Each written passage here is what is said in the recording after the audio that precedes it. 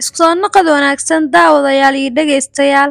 Muuqaalkan waxaan uga hadli doonaa marxaladda ay soo martay xaaladda cunto yarida ee Soomaaliya ka jirta sanadihii la soo dhaafay ilaa haddana ka jirta.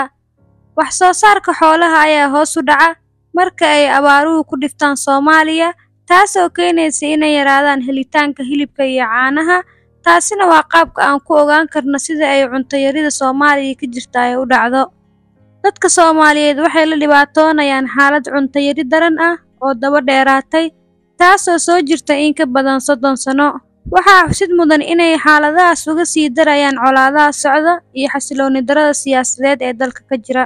Beeraha iyo xooluhu waxay dakhliga gudaha ee Soomaaliya ka yihiin ku dhawaad 75%, sidoo kale 93% wax soo saarka dalka ayay qayb ka qaataan, taas oo la micno ah in ganacsiga xoolaha iyo dalagyada beeraha lagu tiirsan yahay marka aysan abaartu jirin. Isbeddelka cimilada ayaa si ba'an khatar uga ah helidda cuntada ee Soomaaliya. Sare u kaca heerkulka ayaa sidoo kale dhib ku ah nidaamka beeralaydu dalagyadooda ku soo saaraan oo dad badani ku tiirsan yihiin. Marka ay cunto yari jirto, qiimaha cuntada ee suuqyada way kordhaan, taasoo ka dhigaysa inaysan awoodi karin qoysaska dakhligoodu yar yahay inay iibsadaan. Taasina waa mid kale oo cunto yari keenaysa.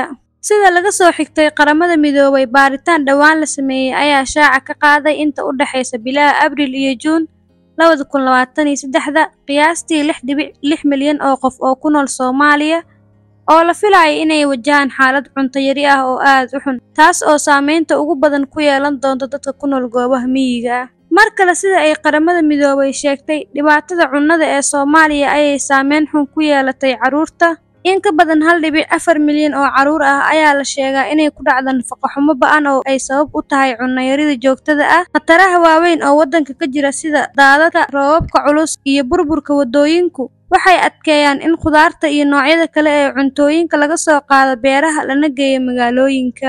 Waxaan ku baaqaynaa si aan isaga ilaalinno cunto yari baahsan oo dhacda, waa inaan sameynaa nidaamka kaydinta cuntada. Sidoo kale waa inaan sameynaa tallaabooyinka aan ku xakameynayno fatahaadaha, sida beerista dhirta iyo samaynta biyo-xireenno si loo ilaaliyo biyaha xad dhaafka ah xilliyada daadadka loona yareeyo waxyeelladooda.